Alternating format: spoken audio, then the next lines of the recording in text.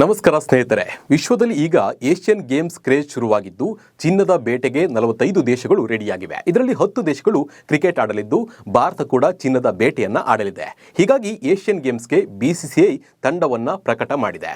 ಅನುಭವಿ ಮತ್ತು ಯುವ ಆಟಗಾರರ ಈ ಮಿಶ್ರಣದ ಟೀಮ್ ಇಂಡಿಯಾ ಕಳೆದ ಸಲ ಪಡೆದ ಚಿನ್ನದ ಪದಕವನ್ನು ತನ್ನಲ್ಲೇ ಉಳಿಸಿಕೊಳ್ಳುವುದಕ್ಕೆ ಹೋರಾಟವನ್ನು ನಡೆಸಲಿದೆ. IPLನಲ್ಲಿ ಕಮಾಲ್ ಮಾಡಿದ ಆಟಗಾರರನ್ನೇ ಹೆಕ್ಕಿ ಏಷ್ಯನ್ ಗೇಮ್ಸ್ಗೆ ಟೀಮ್ ಇಂಡಿಯಾವನ್ನು ಬಿಸಿಸಿಐ ಪ್ರಕಟ ಮಾಡಿದೆ. ಹಾಗಿದ್ರೆ 10 ಟೀಮ್ನಲ್ಲಿ ಭಾರತಕ್ಕೆ ಪೈಪೋಟಿ ಕೊಡೋ ಟೀಮ್ ಯಾವುದು?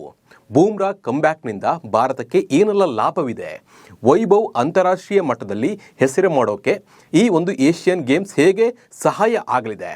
ಭಾರತದ ಹೊಸ ತಂಡದ ಪ್ಲಸ್ ಆ್ಯಂಡ್ ಮೈನಸ್ ಪಾಯಿಂಟ್ ಏನು ಅನ್ನೋ ಕಂಪ್ಲೀಟ್ ಮಾಹಿತಿಯನ್ನು ನಿಮಗೆ ನೀಡ್ತಾ ಹೋಗ್ತೀನಿ. ನಾನು ನಿಮ್ಮ ಶಿವರಾಜ್ ಬಾಣಂಕಿ. ನೀವು ಸುದ್ದಿಯಾನದ ಸಬ್ಸ್ಕ್ರೈಬರ್ ಆಗೋದನ್ನು ಮರಿಬೇಡಿ. ಸಾಕಷ್ಟು ಹಲ್ಚಲ್ ಎಬ್ಬಿಸಿದ ಏಷ್ಯನ್ ಗೇಮ್ಸ್ ಹಬ್ಬ ಈಗ ಶುರುವಾಗ್ತಾ ಇದೆ. ಕೌಂಟೌನ್ ಶುರುವಾಗಿದೆ ಅಂತ ಹೇಳ್ಬೋದು. ಏಷ್ಯನ್ ಗೇಮ್ಸ್ನಲ್ಲಿ ಹೆಚ್ಚು ಗಮನ ಸೆಳೆಯುವುದು ಕ್ರಿಕೆಟ್. ಈಗ ಜಪಾನ್ನಲ್ಲಿ ನಡೆಯಲಿರುವ ಏಷ್ಯನ್ ಗೇಮ್ಸ್ನ ಕ್ರಿಕೆಟ್ ಪಂದ್ಯಾವಳಿಗಳ ಅಧಿಕೃತ ವೇಳಾಪಟ್ಟಿ ಈಗ ಪ್ರಕಟವಾಗಿದೆ. ಈ T20 ಟೂರ್ನಿಯು 2026 ಸೆಪ್ಟೆಂಬರ್ 17ರಿಂದ ಶುರುವಾಗಲಿದ್ದು ಫೈನಲ್ ಪಂದ್ಯವು ಅಕ್ಟೋಬರ್ 3ರಂದು ನಡೆಯಲಿದೆ. ಕಳೆದ ಬಾರಿ ಚೀನಾದಲ್ಲಿ ನಡೆದ ಪಂದ್ಯಾವಳಿಯಲ್ಲಿ ಐತಿಹಾಸಿಕ ಚಿನ್ನದ ಪದಕ ಮುಡಿಗೇರಿಸಿಕೊಂಡಿದ್ದ ಭಾರತ ಪುರುಷರ ತಂಡ ಈ ಸಲ ಕೂಡ ಚಿನ್ನದ ಪದಕಕ್ಕಾಗಿ ಹೋರಾಟವನ್ನು ನಡೆಸಲಿದೆ. ಹೀಗಾಗಿ ಬಿಸಿಸಿಐ ಬಲಿಷ್ಠ ಯಂಗ್ ತಂಡವನ್ನೇ ಪ್ರಕಟಿಸಿದೆ.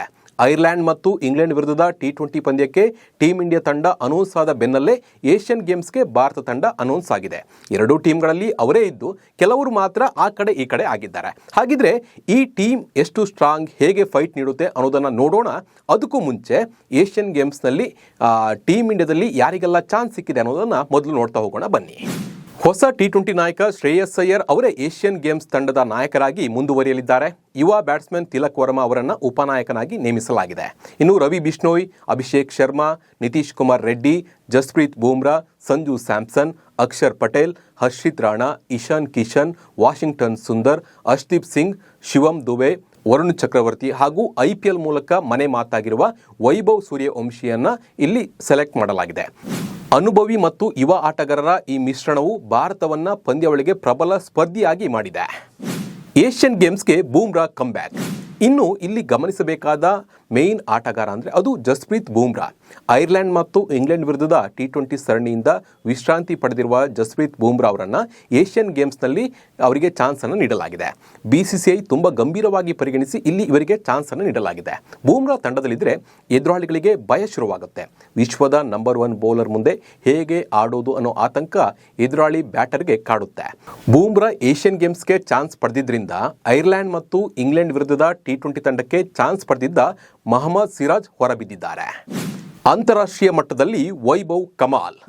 ಇನ್ನು ಈಗ ಎಲ್ಲರ ಕಣ್ಣು ಬಿದ್ದಿರುವುದು ವೈಭವ್ ಮೇಲೆ.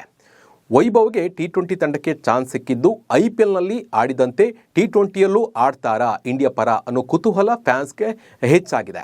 ಅದರಲ್ಲೂ ಏಷ್ಯನ್ ಗೇಮ್ಸ್ನಲ್ಲಿ ಚಾನ್ಸ್ ಸಿಕ್ಕಿರೋದ್ರಿಂದ ಅಂತಾರಾಷ್ಟ್ರೀಯ ಮಟ್ಟದಲ್ಲಿ ವೈಭವ್ ಹೆಸರನ್ನು ಮಾಡಬಹುದು. ಇನ್ನಷ್ಟು ವೈಭವ್ IPL 2026ರಲ್ಲಿ 776 ರನ್ ಗಳಿಸುವ ಮೂಲಕ ಆರೆಂಜ್ ಕ್ಯಾಪ್ ಪಡೆದಿದ್ದಾರೆ. ಜಸ್ಟ್ 15 ವರ್ಷ ವಯಸ್ಸಿನಲ್ಲಿ 72 ಸಿಕ್ಸರ್ಗಳನ್ನು ಬಾರಿಸಿ ವಿಶ್ವ ದಾಖಲೆ ಬರೆದಿದ್ದಾರೆ.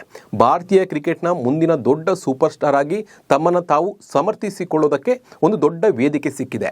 ಅಳೆದು ತೂಗಿಯೇ ಏಷ್ಯನ್ ಗೇಮ್ಸ್ನಲ್ಲಿ BCCI ವೈಭವ್ ಸೂರ್ಯವಂಶಿಗೆ ಚಾನ್ಸನ್ನು ಕೊಟ್ಟಿದೆ. 10 ತಂಡಗಳ ಫೈಟ್. ಭಾರತಕ್ಕೆ ಯಾರು ಸ್ಟ್ರಾಂಗ್? ಈ ಏಷ್ಯನ್ ಗೇಮ್ಸ್ನಲ್ಲಿ ಭಾರತ ಸೇರಿ 10 ತಂಡಗಳು ಫೈಟ್ ಅನ್ನು ನಡೆಸಲಿವೆ ಕ್ರಿಕೆಟ್ನಲ್ಲಿ. ಇಲ್ಲಿ ಭಾರತಕ್ಕೆ ಯಾರು ಪ್ರಬಲ ಎದುರಾಳಿ ಅಂತ ಹುಡುಕಿದ್ರೆ ಯಾರೂ ಸಿಗಲ್ಲ.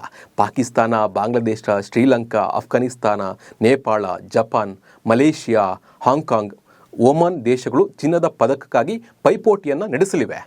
ಇಲ್ಲಿ ಕ್ರಿಕೆಟ್ನಲ್ಲಿ ಭಾರತಕ್ಕೆ ಆಸ್ಟ್ರೇಲಿಯಾ ಮತ್ತು ಇಂಗ್ಲೆಂಡ್ ಬಿಟ್ಟರೆ ಏಷ್ಯಾದಲ್ಲಿ ಯಾವುದೇ ಬಲಿಷ್ಠ ಪೈಪೋಟಿ ಅಂತ ತಂಡಗಳು ಯಾವುದೂ ಇಲ್ಲ.